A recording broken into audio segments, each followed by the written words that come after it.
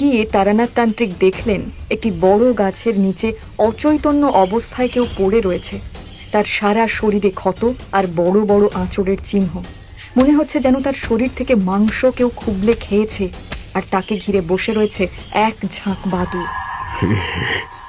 ছেলেটাকে এই বাদুড়ের দল কি ভয়ানক ভাবে আক্রমণ করেছিল। আহা, অল্প বয়সী ছেলে। বলছি এ তো এখনো বেঁচে আছে। ভাগ্যিস আমি এসে পড়েছিলাম, নাহলে যে কি অবস্থা হতো শুধুমাত্র ভগবানই জানেন। ওকে এক্ষুনি আমাকে কবিরাজের কাছে নিয়ে যেতে হবে, আর দেরি করলে অনর্থ হয়ে যেতে পারে।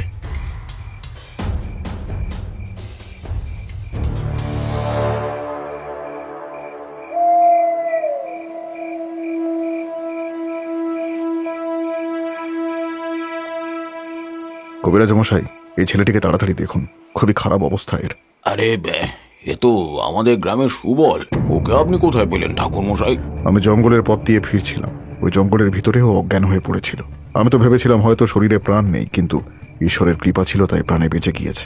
কিন্তু ওরে অবস্থা হলো কি করে ঠাকুর মশাই? তা তো আমি বলতে পারবো না কবিরাজ মশাই, তবে মনে হয় বাদুড়ের দল ওর উপরে আক্রমণ করেছিল। ঠাকুর মশাই, এতদিনের কবিরাজি জীবনে আমি কত সাপে কাটা, বাঘের আক্রমণে জখম হওয়া মানুষ দেখলাম, কিন্তু বাদুড়ে যে এভাবে কাউকে ছিঁড়ে খেতে পারে তা আমার জানা ছিল না। এ তো অদ্ভুত ঘটনা। আমিও তো বিস্মিত হয়ে গিয়েছিলাম। আচ্ছা কবিরাজ মশাই, ছেলেটিকে কেমন দেখলেন? সুবলের অবস্থা খুব একটা ভালো নয় ঠাকুর মশাই, তবে আমি আপ্রাণ চেষ্টা করবো ওকে সুস্থ করে তুলতে, আর বাকিটা ভগবানের ইচ্ছে। ঠিক আছে কবিরাজ মশাই, আর আপনি ছেলেটির বাড়িতেও খবর দেওয়ার ব্যবস্থা করুন। নিশ্চয় নিশ্চয় ঠাকুর মশাই। ওই বাসে ওদের বাড়ি, বাড়িতে ওর মা ছাড়া আর কেউ নেই। বেশ, ঈশ্বরের মঙ্গল করুন। তবে আমি এখন আসি।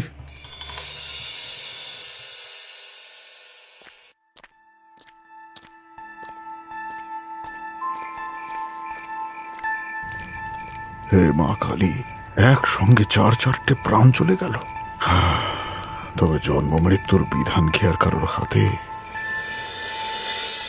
সেই সময় একজন বয়স্ক ভদ্রলোক তারানাথের দিকেই আসছিলেন। তাকে দেখতে পেয়ে তার দিকে এগিয়ে গিয়ে তারানাথ জিজ্ঞাসা করলেন, আচ্ছা, আপনি এই গ্রামের বাসিন্দা বলেই মনে হচ্ছে। আগে ভেবে হ্যাঁ ঠাকুর মশাই, কিন্তু আপনি? আমি এই গ্রামে নতুন আসছি। শ্মশানের পাশ দিয়ে আসার সময় দেখলাম একসাথে 4টে মৃতদেহ দাহ হচ্ছে। কিছুটা কৌতূহল বশতই আপনাকে জিজ্ঞাসা করছি, কিছু কি ঘটেছে এখানে? আর আর কি বলবো ঠাকুর মশাই, সবই অদৃষ্ট। আসলে আমাদের গ্রামে যেন মরক লেগেছে। এই নিয়ে গ্রামের প্রায় 30 জন মানুষ মারা গেল। বলেন কি, 30 জন? কিছু বিশেষ কারণ ঘটেছে কি? মানে কলেরা বা মহামারী? কলেরা বা মহামারী হলে তো ভালোই হতো ঠাকুর মশাই, অন্তত মৃত্যুর পিছনের কারণটা তো জানতে পারতাম। কিন্তু এক্ষেত্রে তো। তার মানে? আপনাকে দেখে মনে হচ্ছে আপনি কোনো সাধক মানুষ, তাই আপনাকে সবটা বলতে আমার কোনো অসুবিধা নেই। আপনি আমার সঙ্গে আসুন ঠাকুর মশাই, আমরা চণ্ডী মণ্ডপে বসে কথা বলি। আসুন আসুন।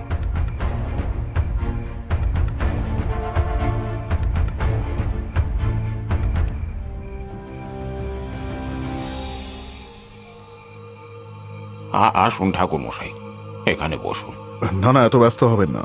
কিন্তু আপনাদের দেখে মনে হচ্ছে আপনারা সবাই কোনো একটা বিষয় নিয়ে খুবই উদ্বিগ্ন হয়ে রয়েছেন। দয়া করে যদি আমাকে কারণটা জানান, তাহলে আমি আপনাদের সাহায্য করার চেষ্টা করতে পারি। দুঃখের কথা আর কি বলবো ঠাকুর মশাই, আমাদের গ্রামের ওপর কারো কুদৃষ্টি পড়েছে, আর তার প্রভাবে আমাদের এই গ্রাম শ্মশানে পরিণত হচ্ছে। একে একে সকলে মৃত্যুর দিকে এগিয়ে চলেছে।